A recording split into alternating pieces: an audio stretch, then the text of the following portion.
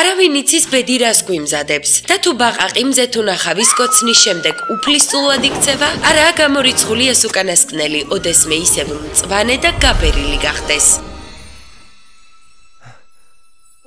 ბაყაყი რამოსატანია და ჟურნალ სალონს ყოველთვის არაორდინალური და კრეატიული იდეები აწუხებს. ხოდა ამჯერადაც გენიალური ფოტოსესიის მოწყობის საამო სურვილმა შეუღიდინათ. მესვეურებმა გენდერული თანასწორობის პროექტის გაკეთება ფოტოსტუდია დანიელასთან ერთად გადაწყვიტეს.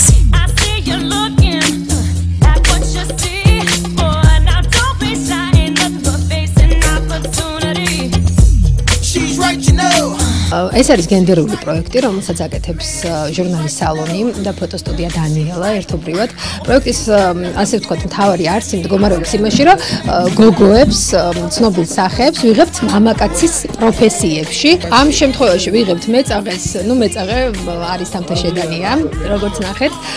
ამას გარდა გვაქვს სხვა პოზიციებიც, ანუ სხვა პროფესიები, რომლებშიც ასე ვთქვათ, გადავიღებთ სხვა გოგოებს. ეს არის ერთობლივი პროექტი, ფოტოსტუდია დანიელას და ჟურნალ სალონის და ჩვენ დიდ დავთანხმდით მონაწილეობას და ფოტოები გამოვა ძალიან კრეატიული და გლამურული. ჟურნალ სალონის პირველი მსხვერპლი მოქმედი მის საქართველო და უკვე საზღვრებს გარეთ კარგად ცნობილი მოდელი თამთა შედანია აღმოჩნდა. ქერალამაზმანი პრესტიჟული სტატუსების შემდეგ არც ისე პრესტიჟულ თანამდებობაზე აღმოჩნდა და პირდაპირ მეწაღის ჯიხურში ამოჰყო თავი. ქართული ჯიხურებისთვის შეუფერებელი სექსუალურობით და სტილისტი რომას მიერ შერჩეული იმიჯით თამთამ იდეალურად მოირგო ფეხსაცმლის შემკეთებლის როლი.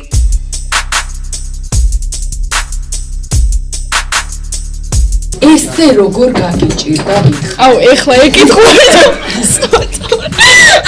არ გიპასუხებინწოთ.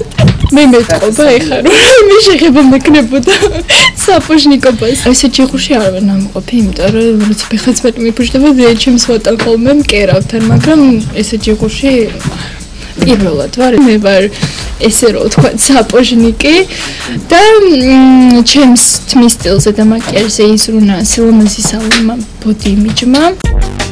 რახან თამთამ არ ითაკილვა ჩავთვალეთ, რომ საკმაოდ საჭირო პროფესიაზე არც ქუჩაში გამვლელები იტყოდნენ უარს, თუმცა მეწაღეთ იმუშავე? ხა, რა ვითქო, ძალიან გამიჭირდა კი ალბათ. შენ იმუშავებდი მეწაღე? არა.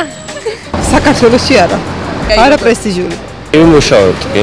ჩემი აზრით არც ერთ სამუშაო არ არის სათაკილო. ნებისმიერი პროფესია, რასაც არ აირჩევდი არასდროს. გამლაგებლად. მეწაღეთ იმუშავებდი? არც მაგი. აბა თამთამ უნდა თქვას მრავალფეროვანი ცხოვრება მაქვსო. მეწაღის ჯიხურიდან მოდელი პირდაპირ ლას-ვეგასში. მის სამყაროზე რამოდენიმე დღეში მიემგზავრება. რაც შეეხება ჟურნალის სალონის მომავალ მსხვერპლთა სიას, უახლოეს მომავალში მამაკაცებში აქტუალურ ხელობებს მანდილოსნები მოირგებენ. ასე რომ არაა გამორიცხული მეზღვაურის, მეხანძრის ან თუნდაც მანქანის ხელოსნის როლში კიდევ არაერთი სექსუალური ქართველი ლამაზმანი ვიხილოთ.